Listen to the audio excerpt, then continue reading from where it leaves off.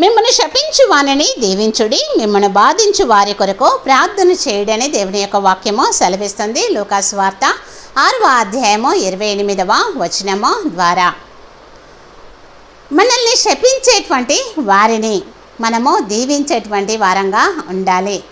మన శత్రువులను మనము దీవించేటువంటి వారంగా ఉండాలి.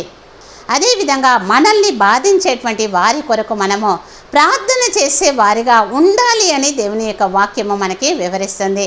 వాక్యమైనటువంటి దేవుడు వాక్యము ద్వారా మనతో మాట్లాడుతున్నాడు. మనల్ని శపిస్తే మనము శపించేటువంటి వారంగా కాకుండా మనల్ని శపించినటువంటి వారిని మనము దీవించేటువంటి వారంగా ఎప్పుడైతే మనం ఉంటామో, మనల్ని బాధించే వారి కొరకు మనం ఎప్పుడైతే ప్రార్థిస్తామో దేవుడు అప్పుడు మనల్ని దీవిస్తాడు. శత్రువులను దీవించేటువంటి వారంగా ఉందముగాక. ఆమేన్.